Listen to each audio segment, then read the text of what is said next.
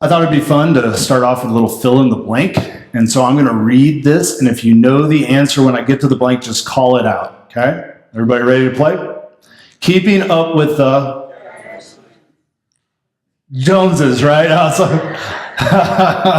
Yeah, keeping up with the Joneses, right? Which is a phrase that's been around for I think since 1915. It's credited to a comic strip, and this basically means the desire or the impulse to keep up with the wealthiest people in your neighborhood. If they get a new car, you want to get a new car. If they have the latest fashion, you want to get the latest fashion.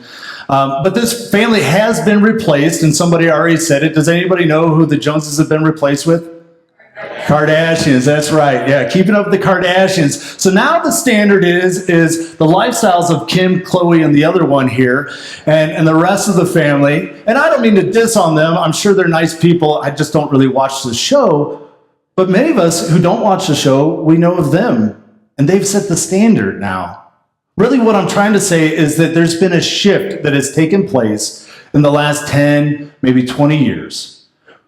We used to look to the wealthiest people in the neighborhood and try to keep up with them, but the shift is now we look at some of the wealthiest people in the world and try to keep up with them. We've been working on the sermon series, Spiritual, Not Religious, Why Meeting the Young Where They Are will connect us to God where we are. And we're in the fourth week of this. And one of the things that we need to recognize is if we're to meet the young where they are, we need to understand that there's been some major shifts in our culture and in the reality of what young people are facing. That is very different than the world was even when I grew up. I'm 37, so things have changed dramatically. Now, so far in this sermon series, we have established a few things. We've established where the young are, and that's increasingly not part of organized church. In fact, there's a general shift in our society away from organized churches, and it's especially pronounced among the young. We also established that most of us know somebody that we would consider young, somebody who's a millennial, somebody's 35 or younger, and we care, we think it's important that they would have a life-giving relationship with Jesus Christ and Jesus' church. So this is personal for us. Now, there's been some good news so far in the sermon series. We've discovered that even among this group that is leaving the church, most of them still believe in a God of some sort. And so they're the ones that would say that they're spiritual, but not religious. Some other good news is a research study that came out last year titled Growing Young. And Growing Young was a research piece on 250 congregations that were doing a great job of reaching young people. And they laid out 6 essential practices that churches that are connecting with younger generations had as part of their church culture. One of them was empathy. Churches that chose to empathize, not criticize, were really good at connecting with young people. Everybody say empathize. And then go like this and say criticize. Criticize. Hey, a little side note, this works well in any relationship you have. You want to connect better with your spouse or your grocery store attendant, whoever, empathize, don't criticize. We've decided to try to empathize with young people in the way that's suggested in the research by looking at these 3 spiritual questions. Now, a spiritual question is something that's relevant to all ages, no matter what life stage you're in. But these questions are particularly pressing on younger people. We looked at the question, who am I? Which is a matter of identity. That was 2 weeks ago. Last week, we looked at the question, where do I fit? Which is a matter of belonging. And we talked about that last week, and if you missed it, we have both of those messages up on YouTube. You can find those by going to our website. Today, we're going to talk about the question, what difference do I make? It's a matter of purpose. And when we talk about purpose, the first thing we must recognize is that this is not neutral territory. What I mean by that is that since the day you were born, there's been people speaking into your life about what your life purpose is. Some of those have been your parents, or coaches or teachers. Some of these words that they've spoken into your life have probably been good. But others have been the words of the advertisers. Those who are trying to sell you something, trying to get you to buy something. And I'm not saying marketing or consumerism in itself is some bad thing, but it has been so pervasive. And it's been trying to tell you that your life purpose, or at least a little slice of it, is to buy that product. It is to wear those Nikes, drink that Pepsi, get the latest iPhone, so you better wait out in that line the night before it's released, whatever it might be. And this power is significant because it's subtle. We often don't really recognize the power of it. But it's significant and it's growing. Look at this stat. This is from a marketing firm. We've gone from being exposed to about 500 ads a day back in the 1970s to as many as 5,000 today. 5,000 ads saying, hey, what your life is about, at least a little bit of it, is engaging with our product, with our thing. They're talking about our purpose. We don't think about it that way, but that's what this is really getting at. Now, how many of you know what Facebook is? Raise your hand if you know what Facebook is. Yeah, I would hope pretty much everybody right now. How many of you know what Instagram is? Okay, most people. If you don't know, Instagram is basically like a photo album that you can put online and share with the entire world. And pretty much every celebrity, the Kardashians for sure, they have Instagram pages where they can share about their lives, their day-to-day. So we have an unprecedented access to the life of the richest people in our society. Did you know that there's an Instagram feed called Rich Kids of Instagram? The most rich kids in the world have this one Instagram feed where you can look into their lives. Now, I would think that what they would want to do is stand in front of their fancy cars, right? Because rich kids have really fancy cars. But apparently that's like not the hot thing. If you're really rich, this is what you stand in front of. Your personal jet. I kid you not, right? I mean, there was definitely pictures of fancy cars. And I'm not trying to talk bad about these rich kids. What I'm trying to say is that this is the environment that we're all living in and that our young people are growing up in. It's not good, bad, in between. It's just powerful. We need to understand what it is. Now, the collection of things like Instagram and these feeds, plus the 5,000 advertising messages a day, they all come together to communicate this one broad message about our life's purpose. And it's basically this. Life is about looking good, feeling good, and having the goods. That's the message, the kind of worldly, consumerist, materialistic message. Looking good, it's not just about like looking good, but it's also about like your reputation and others looking up to you. So you take the photo and then you doctor it a bunch and then you put it up. And that makes you feel good, especially when you get a like on your photo. And then having the goods, yeah, it's like getting the best stuff. And here's the thing about this, is that there is a benefit to this. I don't want to minimalize it, that there is there's a joy, there's a pleasure that comes from looking good, feeling good, and having the goods, but it's temporary. It's fleeting. And you get it, and you get addicted to it, and then you chase it, and chase it, and chase it, and it's never ending. And while this is becoming more and more pronounced that the world is definitely changing in this direction, this has always been an issue. In fact, Peter, one of Jesus' disciples, Peter, he ended up being the leader of the church, but before he became the leader of the church after Jesus' death and resurrection, Peter was like the one guy in the Gospels who always didn't get it. He was always kind of mistaking what the real point was. He kind of looked at things at the surface level. He didn't see the deeper picture. But eventually, Peter began to get it. He began to see the world as Jesus saw it, began to understand what Jesus was trying to communicate. And he picked up on this message and that this was an issue, that this was misleading. And here's what Peter said in one of his letters. He says, "Dear friends, I warn you as temporary residents and foreigners," and let me just pause there for a second. This is interesting. Peter's saying we're temporary residents of this world. And you don't have to be a spiritual person, you don't have to be a Jesus follower to understand that this is true. Because we all have lost somebody that we know. We all know, even if we try to hide from it, that our lives are temporary, that they expire, that there's an end to our earthly existence. And so Peter's saying, as temporary residents and as foreigners, now this is a faith statement, he's saying that we might be here on earth, but we're not really from earth, that we're from somewhere else. We're foreigners here in the world because we are actually from God. We were created in heaven, and we're going to live here in this temporary place for a temporary period of time, but there's a part of you that is eternal because you come from a God that's eternal, and that's your real home. So, dear friends, I warn you as temporary residents and foreigners to keep away from worldly desires. What are those? Those are the desire to always look good, feel good, have the goods. Keep away from worldly desires that wage war against your very souls. You know what your soul's about? Your soul's about integrity. That how you live aligns with what you truly believe. And there's a part of you, again, that is eternal. And there's a part of you that knows that, even if it's kind of hard to put your finger on. But if you're living and chasing after temporary things, there's this friction. And oftentimes we live in such a way that is not in line with what we really believe and what we really value. Oftentimes we live our lives all about getting things, but at the end of our lives, if we're asked what really, really matters, is about connecting with people, giving to people, loving people. And so Peter's saying, keep away from these worldly desires that wage war on your very souls.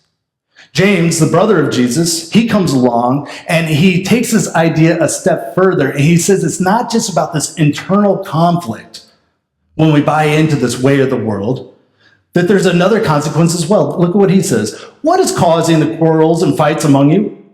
Don't they come from the evil desires at war within you? He says it a little differently, but he's saying this internal conflict, that this is not only causing pain for you inside, but it's causing you to be in quarrels and fights with other people. When the focus is all about getting the goods, looking good, feeling good, having the goods. This creates an internal conflict and conflicts among us. And then he really capitalizes his point. Don't you realize that friendship with the world makes you an enemy of God? Which, I don't know about you, but I'm kind of like, okay, hold on a second, James. Like, feels like it's taken a little bit too far. Enemy of God? I mean, what's wrong with looking good? Don't we all want to feel good? I mean, being in pain is not great. Is that what God desires? And isn't it okay to have a few nice things? I think so. But what James is trying to do is he's trying to help us understand that, yeah, there's a degree of that. It's okay for us to enjoy the world, but not to be too attached to it, to not act as if our purpose is here in this temporary thing. We have a greater purpose than the things around us. What he's really saying is that there's a divide. And he wants to be really clear, and this is a way to think of it. He says, the way of the world, it's all about getting. But the way of God, it's all about giving. The way of the world is all about what can I get, how can I get more, how can I have more, how can I get significance and attention and all this sort of thing. And the way of God is, the way that you become significant is by giving your life away, investing in others. Look at these two scriptures. First one's from James, in that train of thought that we were looking at. He says, God opposes the proud, but gives grace to the humble. Gives grace to the humble. Did you know you can't give grace very well to a proud person because they can't receive it? They don't think they need grace. But if you're humble and you realize you need some grace, you need some help, you can receive it. God gives grace. Or this other scripture that many of you probably know, for God so loved the world that he gave his only son. Ultimate kind of sacrifice. This is the kind of God that we have. And Jesus is going to say, pattern your life after the character of God, and you will live a life with purpose, eternal purpose, that will pull everything together. Jesus, at one point in time, he said this. He said, the thief's purpose is to steal, kill, and destroy. My purpose is to give them a rich and satisfying life. Again, with this kind of dualistic mindset, which sometimes honestly makes me uncomfortable when people make it dualistic like that. It's either this way or that way. But I see what Jesus is getting at, and he's trying to help us see a very important lesson.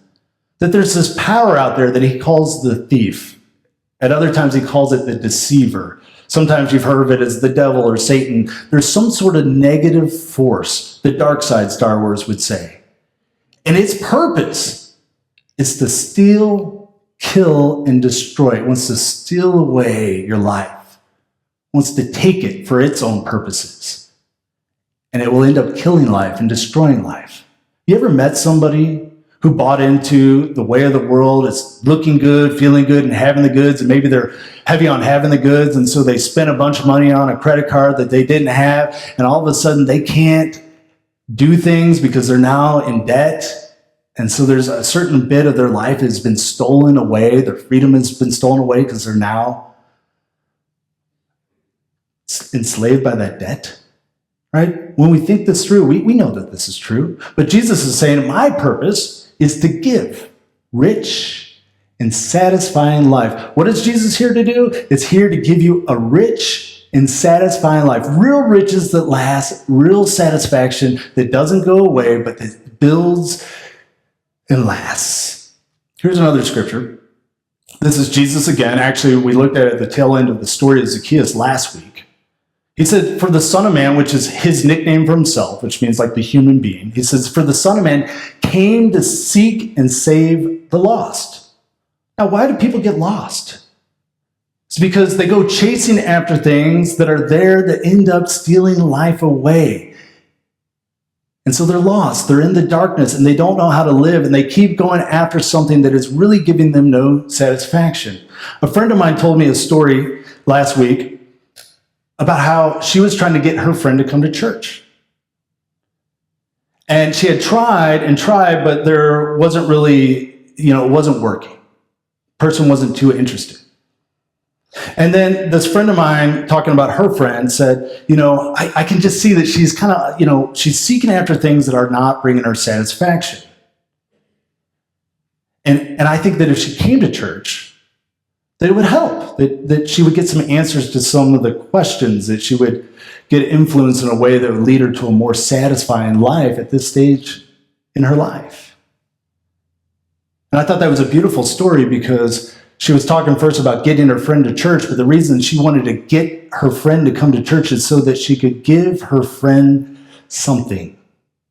Rich, satisfying life that comes when you come into contact with the gospel, the example of Jesus, who came to seek and save active.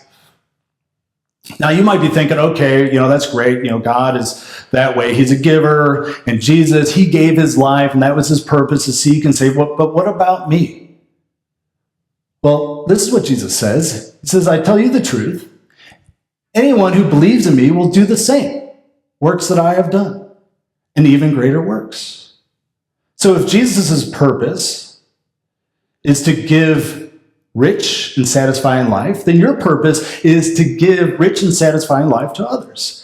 If Jesus' purpose was to seek and save the lost, then your purpose is to seek and save the lost, not in some sort of self-righteous way, but in a loving, gentle, humble way.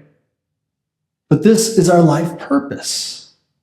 And if you really want to follow Jesus and not just be like a church attender, this is what it looks like. This is the purpose. And he's saying to us that if you actually do this, that you will find that it makes all the difference in your life, that you'll be glad that you did.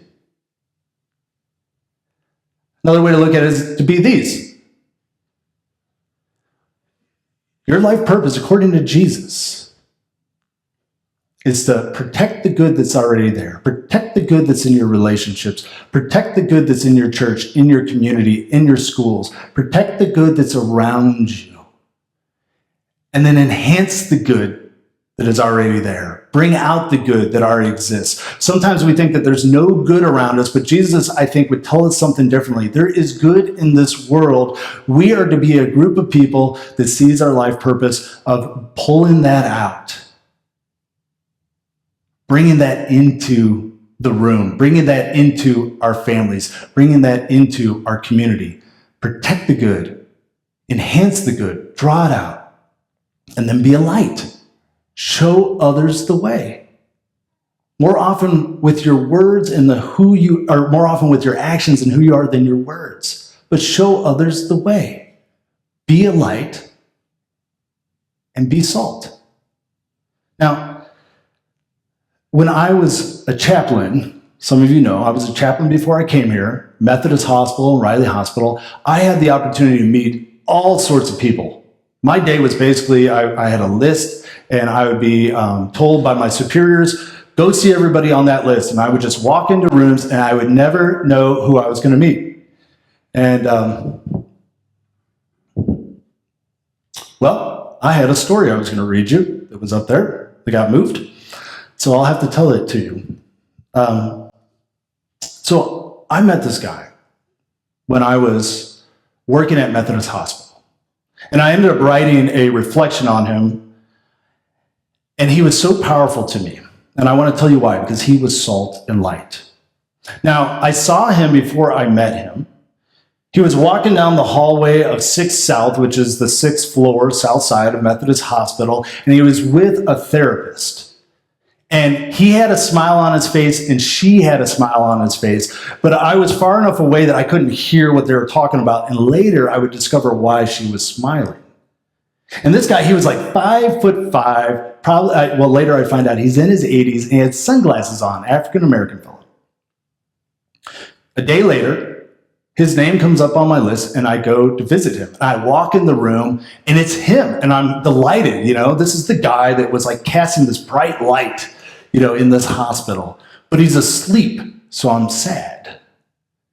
And the nurse tells me that she has to wake him up because he's got to take his medicine. So I say, hey, could I go ahead and try to wake him? And before I get a chance to wake him, he says, I'm awake.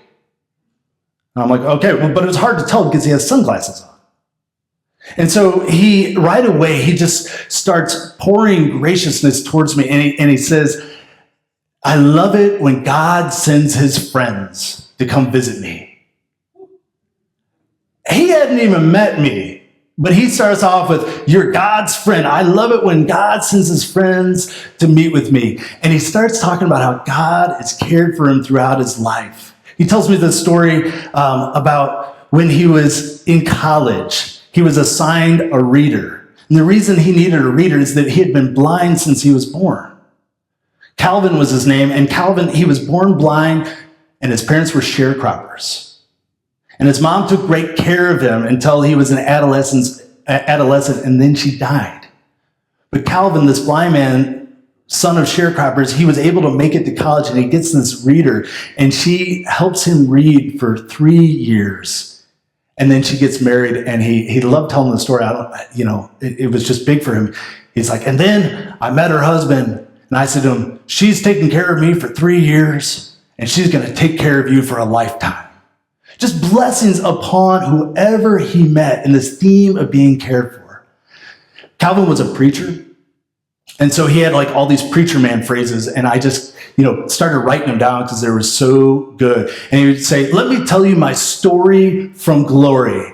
How could God not be good? Look at what he's done through my life. Son of sharecroppers, blind since he was born. The guy had struggles, but let me tell you my story. And one of his quotes that I loved, he said, you're never too young for God to use you. And you're never too young for God to choose you, and you're never too old for God to use you. Saying it with the preacher, let me get that down, right? And he just keeps telling these amazing stories. And I walk out of there just filled, looking to find my mentor, William, and be like, let me tell you about Calvin. Let me tell you about this guy I met. He made such an impression upon me in this small amount of time. He was salt. He was light. It was amazing. Before I left the room, this is a part I can't skip because it was just so captured who he was. I'm the chaplain. I got my tie on, my IU Health uniform on, and I pray with people at the very end. Calvin, he's been telling me his story. He's been calling me friend of God. He's been telling me it's an honor to be with me and all this sort of thing, just building me up. And then I stand over him and said, would you like to pray? He says, of course, thinking that I'm going to do the praying. Silly me, right? The minute our hands touch, Calvin, it just gushes out of him. And he's praying God's blessing upon me and my ministry and my future, upon the nurses and the techs and every single living creature, I think, on the planet. It was as if he couldn't help but to do that. Over the years, he allowed God to form his character, and it flowed authentically out of him. I finally run into William, who was my mentor, fellow chaplain, and I start telling him about Calvin Word is his name, Reverend Calvin Word. And William goes, oh, I know that guy, because William was also a Methodist minister. And he started telling stories about Calvin himself and doing an impression. Apparently, Calvin, when he was still in ministry, he would walk into the church, because he was blind, and he would announce, "The preacher's here." And then he would say, "Come on, let me hear you, because you know I can't see you." One of my favorite quotes was, "God can take a minus and turn it into a plus." Calvin was blind, but that didn't stop him from being salt and light, showing the way to others. He had this story about a conference that he was at, and he was in the bathroom with 3 other ministers, and somebody shut out the lights. And these 3 pastors plus Calvin could not get out of the bathroom, but Calvin could, because the blind man had learned to get out of the dark. His story from glory. And it was glorious. And it overflowed. And I shared it with Hannah. I shared it with the other chaplains. I'm sharing it with you now. It's no mistake that, in my mind, that his name is Calvin Word. Because you see, friends, the Word, the gospel of Jesus Christ, it is to be so compelling, so loving, so gracious that people can't help but to tell others about it. Brings out the good flavors, shows the way. We're all wondering, what is the purpose of our lives? There's a lot of voices trying to tell us what it is, but Jesus is saying, you are to be light and salt. If you allow me, let me pray for you. Gracious Lord, I pray that this message might land on the hearts of those that are here, that they might realize that they are called to a great purpose, a significant purpose right where they are. They don't need to wait. They don't need to pass a test. They just need to be open to your grace, which fills them up and allows them to protect the good, to bring out the good, and to show the way. In the name of Jesus Christ, I pray. Amen.